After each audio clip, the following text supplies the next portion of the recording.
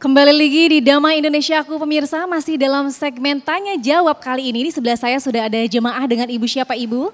Dengan Sumiyati. Ibu Sumiyati. Iya. Baik, pertanyaannya silakan Bu. Assalamualaikum warahmatullahi wabarakatuh. Pertanyaan ini minta tolong kepada Bu Ustazah. Seperti yang diceramahkan tadi bahwa kita tidak boleh mengumbar aib kita kepada orang lain. Pertanyaannya begini, kadang-kadang kita mempunyai permasalahan sendiri, kalau tidak menceritakan beban kita kepada teman atau sahabat, bebannya berkurang.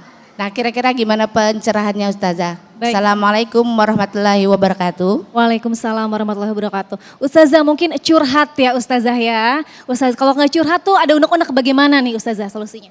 Baik, Masya Allah, bagus ya pertanyaannya dan ini pasti mewakili pertanyaan semuanya nih ya. Kalau curhat boleh nggak sih gitu ya? Karena kelihatan nih wajah-wajah yang suka curhat kayaknya nih ya. Masya Allah. Kita makhluk sosial ya, kita membutuhkan orang lain.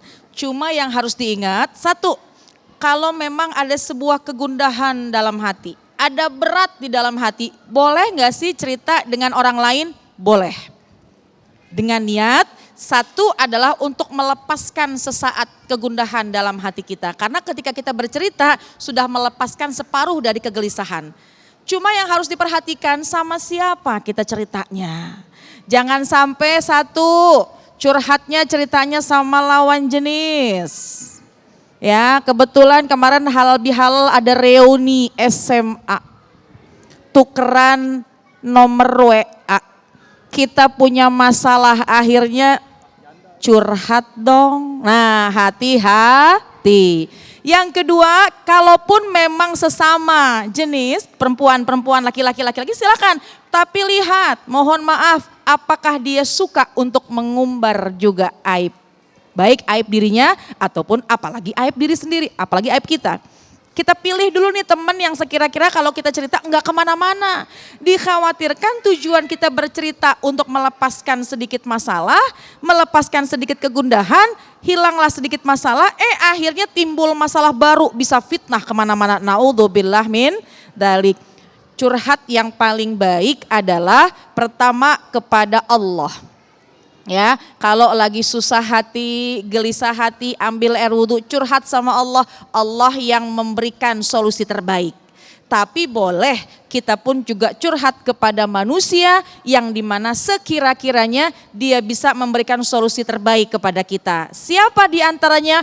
Para guru-guru atau kita curhat kepada orang yang memang tahu akan ilmu agama atau paling tidak yang bisa menenteramkan hati kita. Kalau kita curhat begini, udah deh itu kan lagi emosi, ntar juga baik sendiri. Adem gak kira-kira?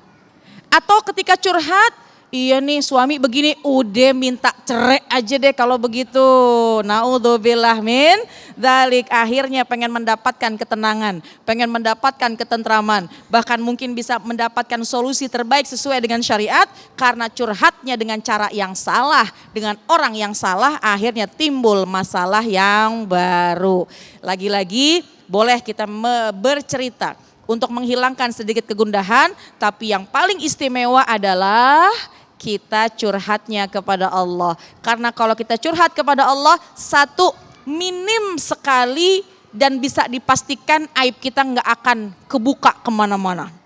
Karena namanya manusia, kita cerita sama temen nih, mohon maaf, yang memang kita udah percaya banget deh. Kita udah yakin banget deh dia gak bakal bikin masalah, dia gak akan cerita kemana-mana. Satu masa yang namanya al-insan mahalul khata' wan nisyan, yang namanya manusia tempat salah tempat lupa, keceplosan, kebablasan, akhirnya jadi kemana-mana. Jadi silahkan, tapi pilih teman cerita yang insya Allah akan menenteramkan hati dan juga memberi solusi sesuai dengan syariat. Wallahu a'lam.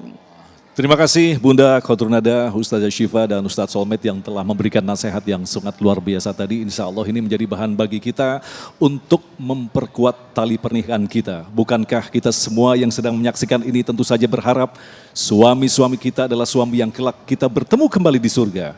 Istri-istri kita adalah kelak adalah istri-istri yang kita bertemu kembali di surga. Untuk itulah kita harus memohon kepada Allah agar diberikan kesabaran dalam perjalanan hidup rumah tangga yang tentu saja akan melampaui begitu banyak permasalahan yang insya Allah Allah sendiri yang akan memberikan jawabannya. Kita akan berdoa sesaat lagi selepas pesan-pesan berikut ini. Damai Indonesiaku.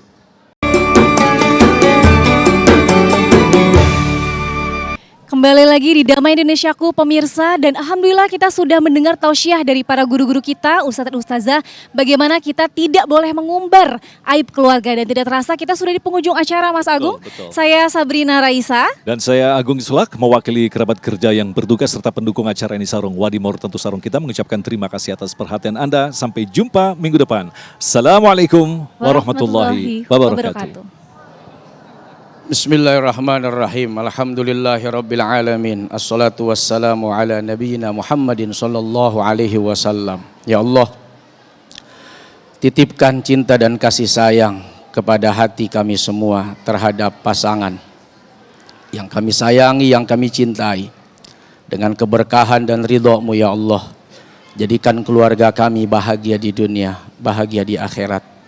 Kumpulkan kami lagi, tidak hanya bersama di dunia ini, tapi kelak bersama di surga-Mu yang indah. Ya Allah, jadikan anak-anak kami, anak-anak yang soleh dan solihah, yang kelak menjadi syafaat penolong bagi kami di dunia maupun di akhirat.